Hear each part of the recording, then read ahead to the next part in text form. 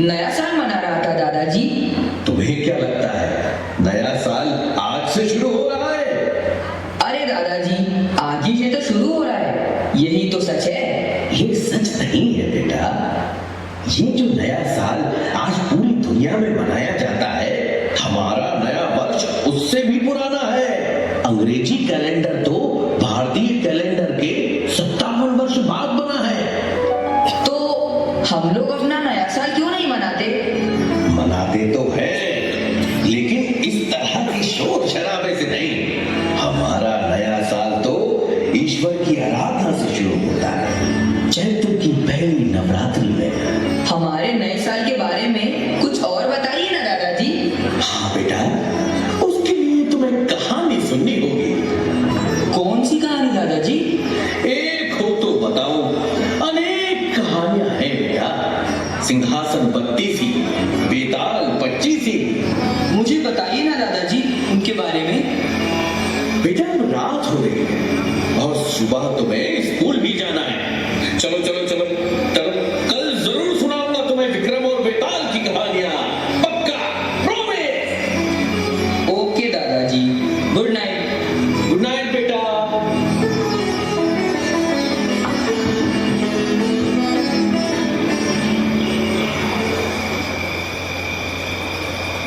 राजा, ओ राजा, जागो राजा, जागो।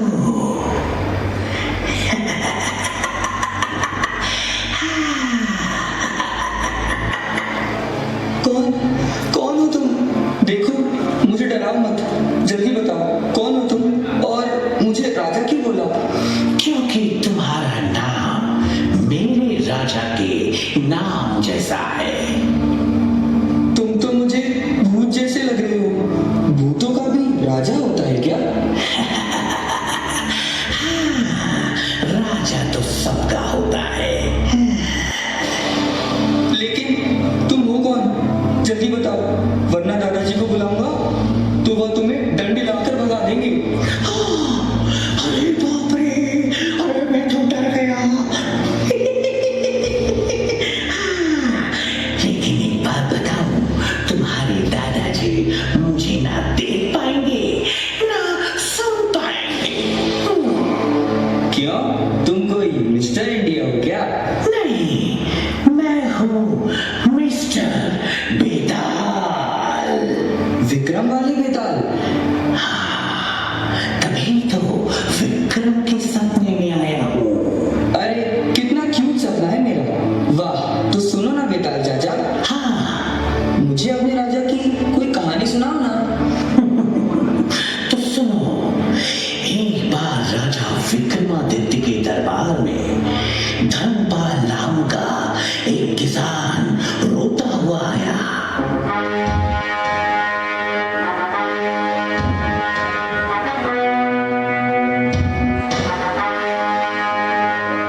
महाराज, दुहाई हो महाराज, दुहाई हो, दुहाई हो महाराज, दुहाई हो महाराज, दुहाई हो। रो मत और निडर होकर कहो कि क्या हुआ है तुम्हारे साथ। महाराज, मैं आपके राज्य का एक गरीब किसान हूँ। मेरी लड़की सुरभि जंगल में लकड़ी काटने गई थी, तब से लौटी नहीं। मैंने उसे बहुत खोजा लेकिन वो कहीं नहीं मिली। अवश्य ही वो किसी संकट में है महाराज। मेरी सहायता करें, मेरी सहायता करें महाराज। कहीं वो जंगली जानवरों के रास्ते में तो न आ गई होगी। नहीं महाराज, जंगली जानवरों से बचने के तरीके मैंने उसे सिखा रखे हैं। हो ना हो किसी ने उसका अपहरण किया है।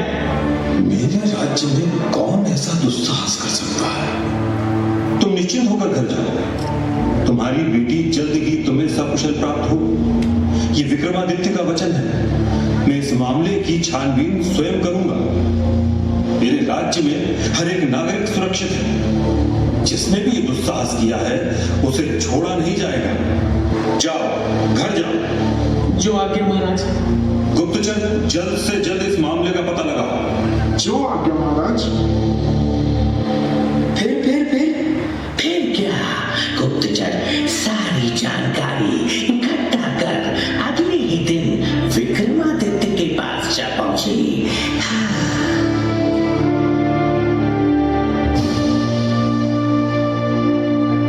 महाराज, सुरभि को आखिरी बार जंगल के एक डरावने खंडहर में देखा गया था। तो खंडहर में अपने सैनिक भेजो। भेजे थे महाराज, किंतु हमारे सैनिक भी भीतर जाने से डर रहे हैं। यदि सैनिक भी प्राणों पर संकट देख भयभीत होने लगे, तब तो चल चुका राजपाट। प्राणों के संकट से कोई नहीं डरा महाराज। लोगों का कहना है कि उस खंडहर में कोई तांत्रिक साधना कर रहा है।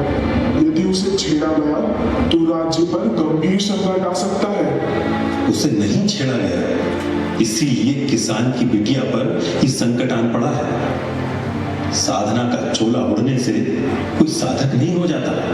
अब तो हम स्वयं उस खंडहर में जाएंगे।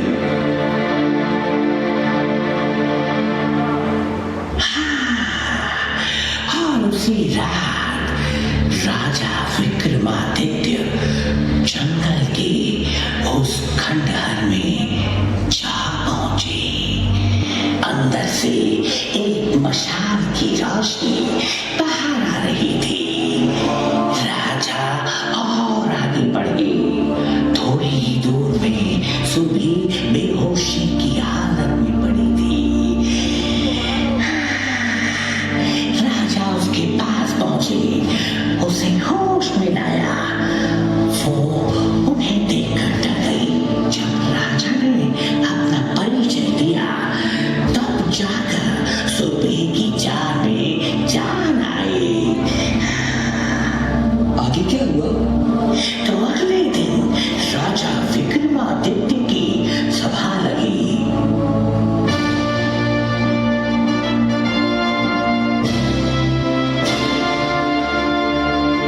बताओ बिटिया सुरभि, जो भी तुम्हारे साथ हुआ वो सब कुछ निडर होकर कहो। चुप क्यों हो सुरभि? यहाँ सब अपने ही हैं। जो भी तुम पर बीता वो कहो। मुझे उस खंडहर तक ले जाने वाला एक तांत्रिक था। उसने साधु का चोला ओढ़ रखा था। वो मुझे छल पूर्वक साथ लेकर गया और वहां ले जाकर मुझे बेहोश कर दिया। फिर क्या हुआ सुरभि? बेहोशी की हालत में मुझे कुछ दिखाई नहीं दे रहा था, किंतु वहां एक औरत की आवाज आ रही थी जो मंत्रों का जाप कर रही थी। तुम्हें वो आवाज याद है? वो औरत जो मंत्रों का जाप कर रही थी, उसकी आवाज पहचान सकोगी? जी महाराज। ऐसे कैसे इसकी बातों पर भरोसा कर सकते हैं महाराज? ये तो बेहोशी की हालत में थी। रानी पद्मिनी संकट से ये गुजरी है, इसकी बातों पर भरोसा तो करना ही होगा। बताओ सुरभि, कैसी थी वो आवाज? रानी पद्मिनी जैसी। सुरभि! महाराज, प्राणों की दुहाई, बिटिया अभी होश में नहीं है। तभी अनाप शनाप कह रहे हैं। मैं पूरे होश में हूँ। आवाजें पहचानने में मैं गलती नहीं कर सकती पिताजी। ये वही आवाज है जो खंडहर में मंत्रों का जाप कर रही थी। उस रात खंडहर में रानी पद्मिनी ही थी। महाराज, तो क्या अब मुझे न्याय नहीं मिलेगा? मिलेगा। न्याय वो नहीं जो रिश्तों को देखकर बदल जाए। न्याय वो है जो सही और गलत को स्पष्ट रूप से परिभाषित करे। यदि राजा न्याय करने के समय अपने रिश्ते निभाने लगे तो ये प्रजा के साथ सबसे बड़ा अन्याय है। वाह! इसने कहा और आपने मान लिया? ये न्याय है? साबित कब हुआ कि ये जो कह रही है वो सही है? साबित भी हो जाएगा। राज पंडित, आप मंत्र जाप शुरू कीजिए।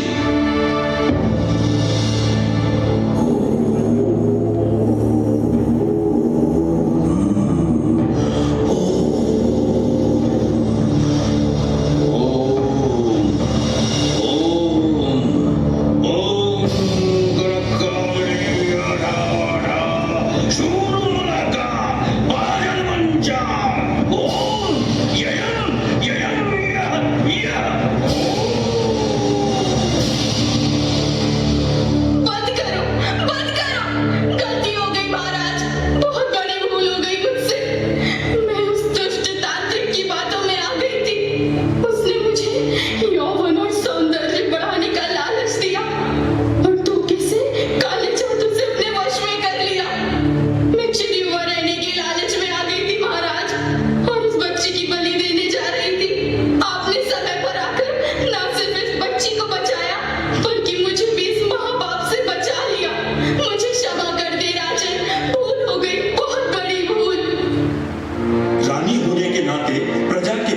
तुम्हारा दायित्व तो मेरे बराबर ही था। तुम्हारी जगह कोई सामान्य स्त्री होती, शायद मैं उसे एक अवसर देता, किंतु राज्य की रानी के लिए यह अक्षम्य है। तुम्हारी जगह मैं स्वयं भी होता तो खुद को दंडित करता। रानी पद्मिनी, मैं तुम्हारा त्याग करता हूँ, तुम्हें दंड स्वरूप वनवास दिया जाता है। क्षमा महाराज, क्षमा।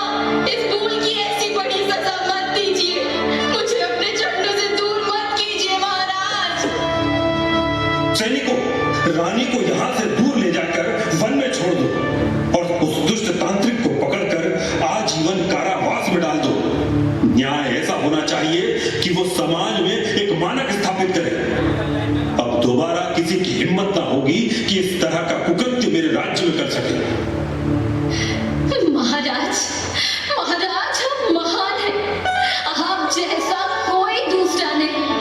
आपकी सदा ही जय होगी महाराज, सदा ही जय होगी, सदा ही जय होगी।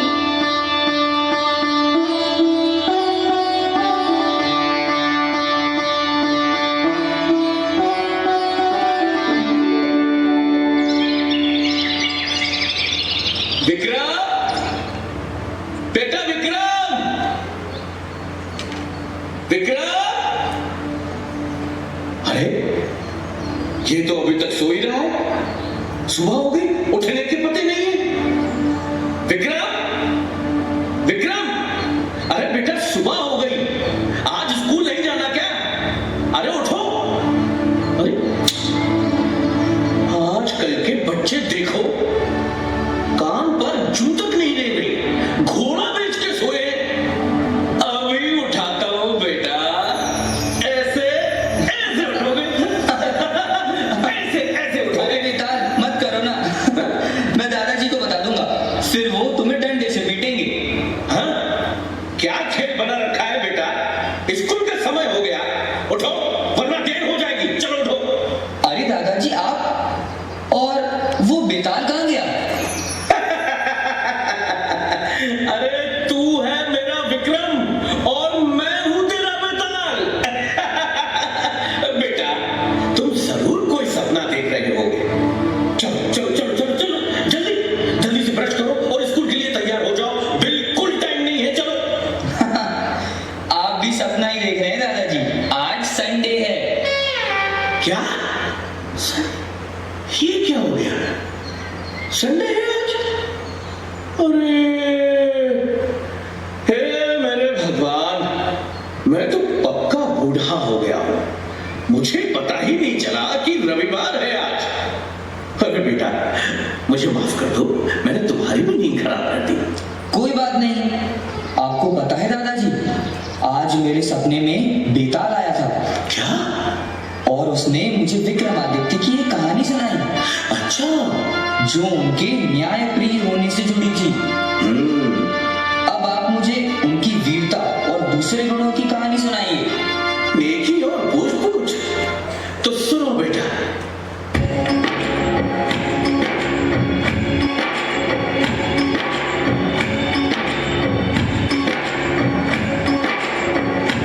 भारत भूमि में मालवा देश के राजा थे गंधर्व से, शिव की कृपा से बालक उनके जन्मा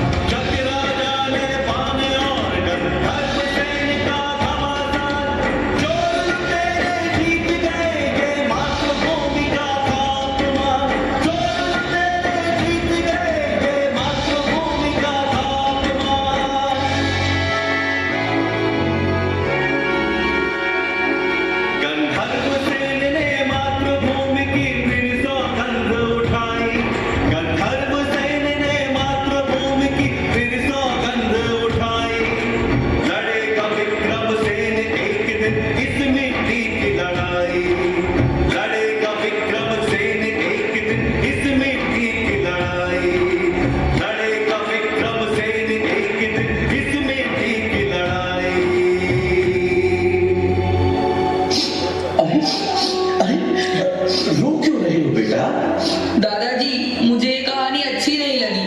क्यों? क्योंकि इसमें नाहपान धोखे से जीत गया। जीतना गंधर्व सेन को चाहिए था, लेकिन वो तो लड़ाई छोड़कर चले गए। गंधर्व सेन गए क्योंकि उन्हें अपने सैनिकों और जनता की रक्षा करनी थी। उस समय शक इतने ताकतवर थे कि उनसे जीतना बहुत मुश्किल था बेटा। और जितने दिन लड़ाई चलती उतना ही राज्य का नुकसान होता है। इसलिए उस वक्त उन्हें लड़ाई बीच में छोड़नी पड़ी। पर विक्रम सेन के पापा तो हार गए ना।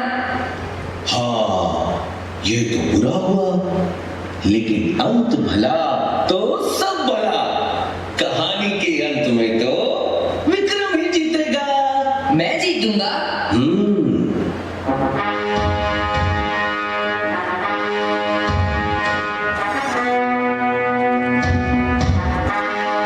हाँ, तुम जीतोगे पुत्र, जीतोगे।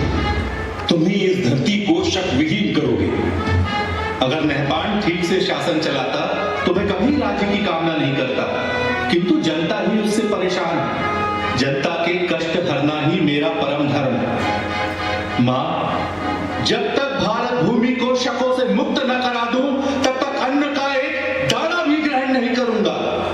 बेटा, तेरे विचार ठीक हैं, परंतु अन्न त्याग का हठ ठीक नहीं। हाँ युवराज, रानी जी ठीक कह रही है। आपकी तरह मैं भी बेचैन हूं अपनी मातृभूमि की मुक्ति के लिए।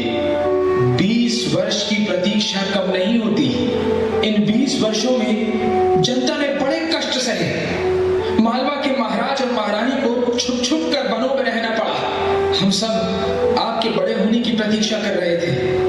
हे मालवा नरेश, हम सबको आपके आदेश की प्रतीक्षा है। मालवा के नरेश तो स्वयं महाकाल है। हमारा वंश तो बस उन्हीं का सेवादार है। भगवान महाकाल मेरे स्वप्न में आए और उन्होंने आदेश दिया है कि अब अवंतिका को मुक्त कराने का समय आ गया है। ये तो शुभ संकेत है युवराज, किंतु हमारे पास सैनिक बहुत कम है। युद्ध में सेना की संख्या से अधिक उसका कौशल काम आता है। मैंने जो भैरव सेना तैयार की है उस पर महाकाल की कृपा है। इस भैरव सेना में ताकत और बुद्धि का सटीक मिश्रण है। हमें नहपान की सेनाओं की रसद रोकनी होगी। रसद की कमी से वो आपस में ही कट मरेंगे और सही अवसर देखकर हम आक्रमण करेंगे। किंतु ये छल तो नहीं कहलाएगा कुंवर? तब कहलाता है जब हम शत्रु पर पीछे से हमला करें। हम तो पहले उन्हें दुर्बल करेंगे, फिर सामने से हमला करेंगे। नहपान को संदेशा भिजवा दीजिए कि उसके पाप का घड़ा भर चुका है। किंतु सूचना मिलते ही वो सतर्क हो जाए। निश्चेत पर हमला कायरता है और विक्रम कायर नहीं। हाँ बेटा, हमले से पहले शत्रु को सचेत करना वीरता का लक्षण है। काश तुम्हारे भाई भृतहरि भी आज साथ होते। उन्होंने जन कल्याण के लिए ही वैराग्य धारण किया है। उनकी साधना का बल मेरे साथ है। जय महाकाल! जय महाकाल!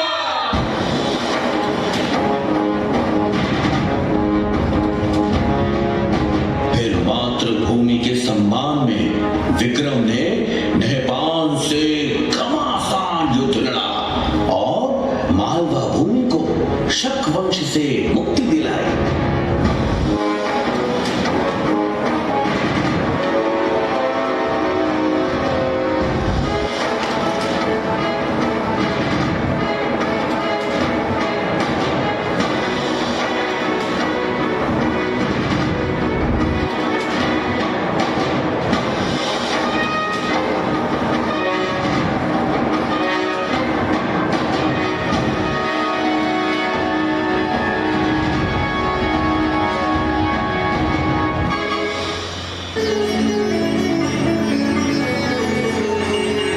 जिन शकों का सूर्य कभी नहीं डूबता था, आपने मालवा से उनका अंत कर दिया। अब आपको संपूर्ण भारत भूमि को शक मुक्त कराना है। आपका पराक्रम भगवान सूर्य जैसा है, इसलिए अब से संसार आपको विक्रम से नहीं, विक्रमादित्य के नाम से जानेगा। महाराज विक्रमादित्य की जय हो। मालवा नरेश विक्रमादित्य की जय हो। शकों की विधवाओं और बच्चों के लिए क्या आदेश है? ससम्मान विधवाओं के पुनर्वास की व्यवस्था की जाए और बच्चों की शिक्षा दीक्षा राजकोष से कराई जाए। अद्भुत। महान राजा का यही गुण है कि वो अपने संरक्षण में आने वाले सभी जीवों की रक्षा करे। आपने एक नए समय का सूत्रपात किया है। आपकी अनुकंपा है गुरुदेव। अवश्य ही ये समय अपनी जड़ों की ओर लौटने का है, वैदिक परंपराओं की पुनर्स्थापना का है। कुलदेवी हरसिद्धि की कृपा से मैंने अपने नवरत्न पहचान लिए हैं। इन नवरत्नों की सहायता से मैं इस राज्य का संचालन करूंगा। धनवंतरी, शपनक, अमर सिंह, वास्तुकार शंकु, कालिदास, वेताल भट्ट, वररुचि, खटखपर और वराह मिहिर जैसे विद्वानों के नेतृत्व में यह राज्य 10 दिशाओं में प्रगति करेगा। जैसे ब्रह्मांड की शोभा नवग्रह से होती है, वैसे ही मालवा के यह नवरत्न मिलकर राज्य का वैभव बढ़ाएंगे। साथ ही धूर्त शिरोमणि मूलदेव और आचार्य व्याड़ी को भी मैं अपने रत्नों में शामिल करना चाहता हूं। पुत्र, राजा के विचार दल में धूर्त मूलदेव का क्या काम? विद्वानों को शामिल करना तो समझ आता है, किंतु धूर्त शिरोमणि को कौन राजा अपने पास आने देता है? धूर्तों को हराने के लिए क्या सरल और निष्कपट विद्वान शराब दे पाएंगे? भारत भूमि पर शकों का बृहद साम्राज्य है। अगर हमें उन्हें इस धरती से खदेड़ना है तो इनकी धूर्तताओं को समझना होगा। मुझे लगता है इन मामलों में मूलदेव की सलाहें बहुत काम आ सकती हैं। अद्भुत। धरती के इतिहास में ऐसी समृद्ध सोच किसी राजा की ना देखी ना सुनी। आचार्य व्याड़ी भले ही स्वर्ण बनाने में अब तक असफल रहे हैं, किंतु वो लगनशील है। आज नहीं तो कल अवश्य सफल होंगे। बार बार असफलताओं के बाद भी उनका विश्वास स्वयं से टिका नहीं है। ऐसा विद्वान अवश्य ही राज्य के लिए उपयोगी साबित होगा। गुरु का आश्वासन मिल गया, अब मैं निश्चिंत हूं। श्रीमान कालिदास, आपसे आग्रह है कि अपने साहित्य को जन सुलभ बनाने की दिशा में कार्य करें। अन्य सभी नवरत्नों से आग्रह करता हूं कि ज्ञान, विज्ञान, भाषा और वैदिक रीति के प्रसार की दिशा में कार्य करें। जैसी आज्ञा महाराज। गुरुदेव, एक विचार मेरे मन में उमड़ रहा है, यदि आपकी आज्ञा हो तो कहूं। आदेश करें महाराज। मुझे देश में एक नए पंचांग की आवश्यकता महसूस हो रही है। क्या हम मालवा को समय गणना का वैश्विक केंद्र बना सकते हैं? साधु साधु, बहुत उत्तम विचार है महाराज। जैसी आज्ञा गुरुदेव। श्रीमान वराहमिहिर, मैं आपको एक बड़ा दायित्व सौंप रहा हूं। आप खगोल और ज्योतिष के ज्ञाता हैं। हमारे भारत में अब तक पूर्ण रूप से प्रामाणिक और वैज्ञानिक पंचांग नहीं है, जिसके कारण सदा ही जनता में शुभ और अशुभ मुहूर्तों के संबंध में भ्रम की स्थिति बनती है। आप काल गणना की नई व्यवस्था तैयार करिए, जो वैदिक परंपराओं पर आधारित हो और पूर्ण रूप से वैज्ञानिक हो। आपकी आज्ञा शिरोधार्य है महाराज, किंतु आपके मार्गदर्शन के बिना मेरे लिए ये कर पाना संभव न होगा। आप स्वयं सभी विषयों के ज्ञाता हैं। इस दिशा में आप आगे आगे चलें और मैं आपका सहगामी रहूंगा। आप ही इस विक्रम संवत के प्रणेता हैं। विक्रम संवत, विक्रम संवत, विक्रम संवत। जैसी सभासदों की इच्छा। आज चैत्र नवरात्रि का पहला दिन है। आज से ही विक्रम संवत की गणना आरंभ करेंगे तो माता हरसिद्धि की कृपा हम सब पर बनी रहेगी।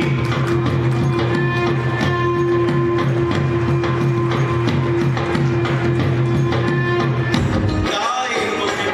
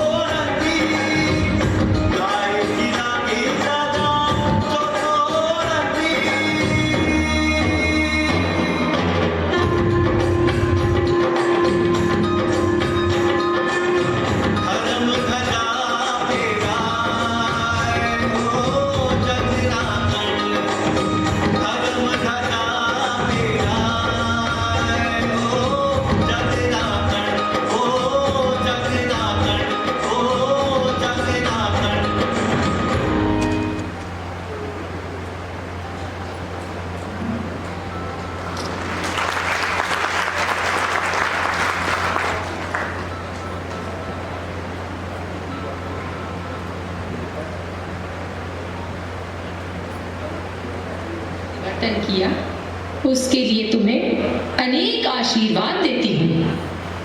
मैं तुम्हें ये 32 पुतलियों वाला सिंहासन देती हूँ। तुम इस सिंहासन में बैठकर न्याय कर सकोगे। मेरा आशीर्वाद है कि संपूर्ण भारत पर तुम्हारा शासन स्थापित होगा। तुम चक्रवर्ती सम्राट बनोगे, सम्राट विक्रमादित्य, न भूतो न भविष्यति।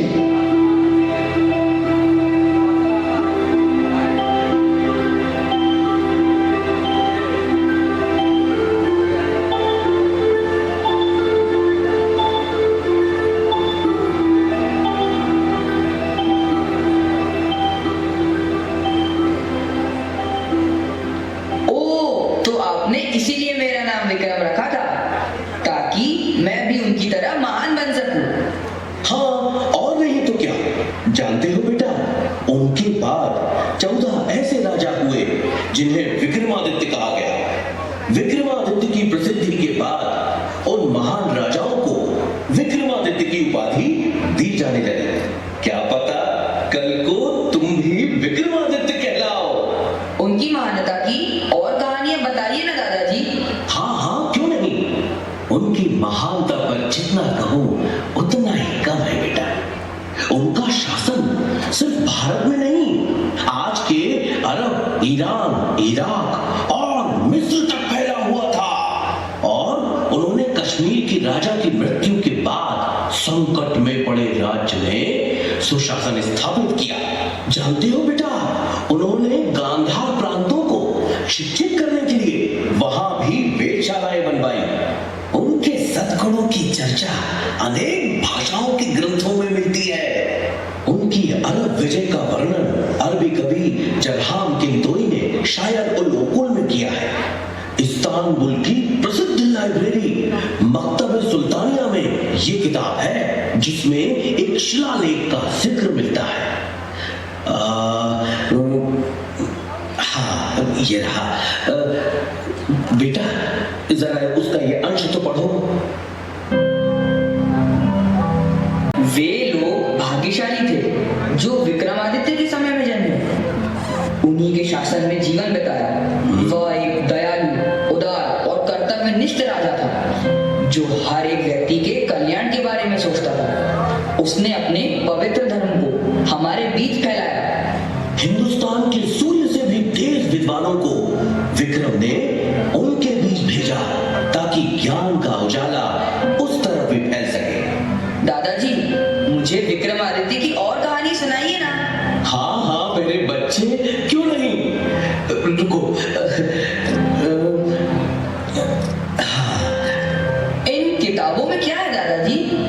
इन किताबों में कहानियां हैं। इन दोनों किताबों में सम्राट विक्रमादित्य की कहानियों का भंडार है बेटा। एक है सिंहासन 32 और दूसरी बेताल 25। इसके अलावा भी उनकी वीरता, उदारता, दया, क्षमा आदि गुणों से भारतीय साहित्य भरा पड़ा है बेटा। इन्हें पढ़ो और उनके गुणों को अपने जीवन में उतार कर तुम भी उनके जैसा बनो।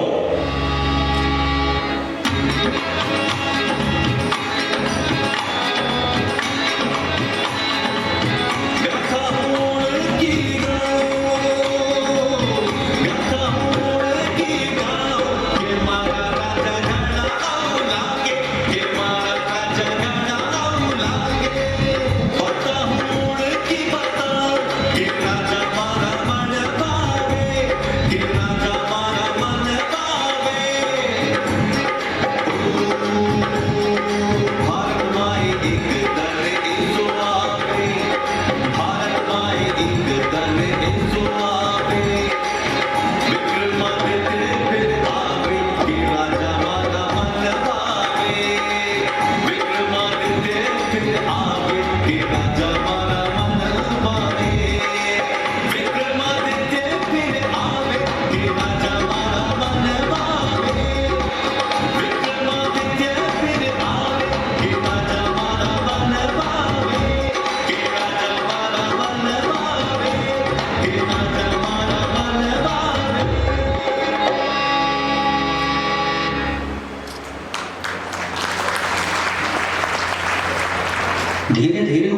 होने लगा। घर में त्राह त्राह मच गई। पेट की ज्वाला माता